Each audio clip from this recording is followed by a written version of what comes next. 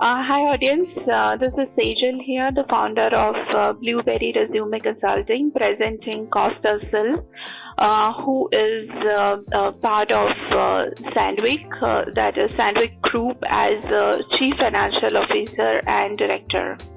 So we are going to discuss few of the success story that Kaustav has in his career. So how are you, Kaustav? Good, I'm doing good, Sejal. Thank you. How are you? Yes, I'm good. Thank you for asking. We see that you have very progressive career and you have achieved lot of milestones. So just wanted to touch base with you on a few of your success mantra and how you have crossed all the ladders. So tell us something interesting about yourself that most people don't know. Okay, so if you really want to know something interesting about myself, so then I will say that I can really spend sleepless night if I have a big dream to achieve. So I can work in random, or I can work over the night if I have a really big dream to catch up. And the other thing, I think, people also praise me for that I really have a good amount of patience. Whenever there is any complex situation or difficult situation to overcome, people say that they trust on my patience to overcome the situation. I think these are the two important things, or I think two things I can highlight what maybe the others doesn't know about myself. Yeah, these are very crucial things, like having patience. Most of the people are lacking the patience these days. They want everything on their fingertips. They want everything immediately, including me. Even I want everything on my fingertips and immediately.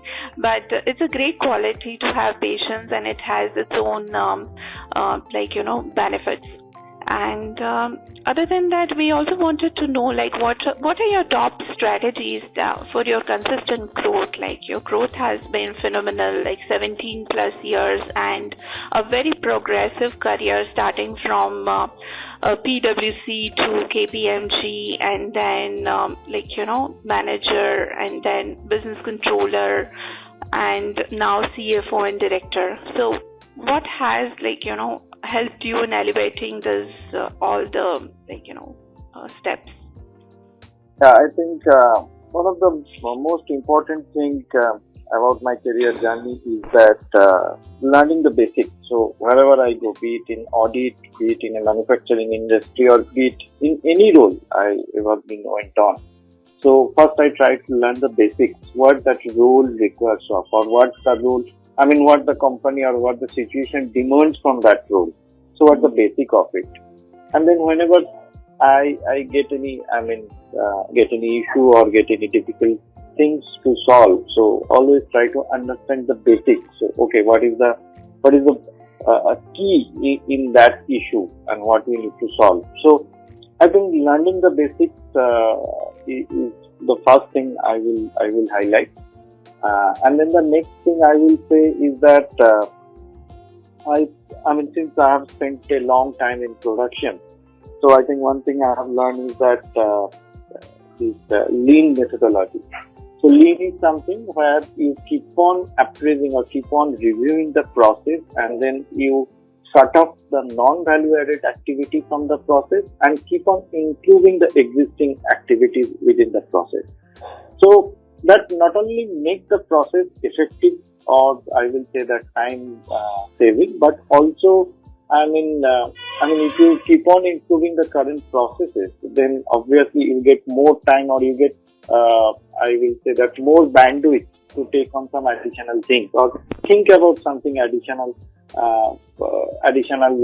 within the process or beyond the process. I think these are the two key things I keep on applying in my entire journey. And I will also like to highlight one more thing. If you have seen my career, I really stayed long in all organizations. Both in Sandvik as well as my previous organization, I have stayed quite a long time. I think whenever you deciding strategy to implement, or whenever you decide to, initiate an action within the organization, it takes some time to see the results. You cannot see the results overnight.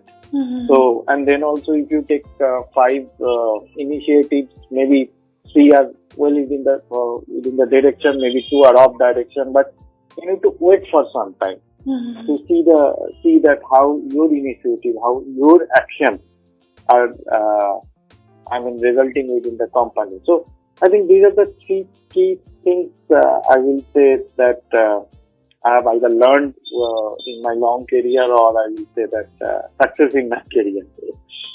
Yeah, that's wonderful, and I completely agree to one thing that somebody told me long ago, that it doesn't matter which company you're working for, but what matters is how long you're working for that company, and that stays very obvious in your career. So yeah, that's a great thing. We also see that you have been using one particular phrase, that is keeping it simple, making it happen. What does it mean to you? Again, it's very simple. Defining a complex problem in a simple way and take the execution easier. So, whenever you see a complex problem or complex things to execute, so first of all, it's very important to identify the key aspects within the execution. So, whatever is the problem, whatever is the issue, whatever is the thing, so if you really do a micro analysis on it, so you will find few key elements onto it, and actually you need to address those key elements only. So that will help. To execute or I will say that solve the problem quite easily. So that's it. Even if you have a difficult thing or difficult problem, identify the key element and then make a simple execution process to achieve the goal. So that's it. Okay. All right. That's really great. Other than that, we just want to know that, have you ever, is there any worst moment of your life, and then, what was the lessons that you learned out of it? We would like to know about that. Definitely. All moments in the life cannot be great. There will be definitely. Right. And then you have to come out of the bad moments as well. I think the lessons what I have learned, or what I prefer to stick on, is that, whatever the bad or whatever the good things you achieve in your life, so it all comes from your decision, right? So whenever you land up into a bad problem, or I will say that bad arena, so you should not think yourself, okay, that if you have decided the things to be done in a different way, probably you have not lined up into the bad one. So you should not think actually that other side of the river is greener than this side. So you should stay with your decision. Okay, it's my decision. I have decided to do this thing in that way. So now I have landed in a bad situation. Let's learn from it and then overcome from that one. So you never need to kind of think that, okay, you have taken a wrong decision earlier. So you always need to stay back on your decision. So I think that's the key learning. So and then I will say no decision in the life is good, or no decision in the life is bad. So whatever side you decide to choose, either you have good things or you have bad things, and then good things you need to enjoy and the bad thing you need to overcome. So, but you cannot just think that, okay, if I have not decided to do the thing in this way, you could have landed in a better situation. So you should not think like that. Rather, you need to stay back with your decision and decide how you can overcome from that. Yes. And then one thing I see in your resume is you are completely a person who is playing with numbers throughout. You did your bachelor's in commerce, then you did your master's in commerce, and then CA. So what is it that you're what is it that you're good with, so all numbers, and you never opted for science and arts degree? Yeah, I think first of all, the business always. I do have an interest on the business, and I think more than that, I will say that I really like to play with the numbers, and then like to see my numbers are speaking. So I think that's the thing which attracts me towards the commerce. So even if after the school, I actually got a chance to enroll myself in one of the prestigious institutes in West Bengal to pursue the science career, but I opted for commerce. It's basically because of my interest on the numbers and on the business, and especially to see how the numbers speak at the end. Yeah, that's great, Kaustav. Now, what next? What are you looking forward to?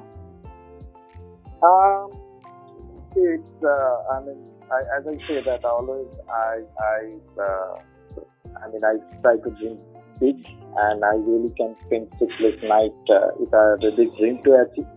So from now onwards, I think from here onwards, if you really ask me that what I'm looking for future, then I will say I would like to lead more complex and bigger finance functions. So probably I think if I got a chance to work with any listed company, then it would be a good one. Definitely drive the growth of the organization by finance. So typically finance being seen as a support function within any organization, but in today's scenario, finance is actually driving a lot of business opportunity, opening up a lot of business opportunity for the organization.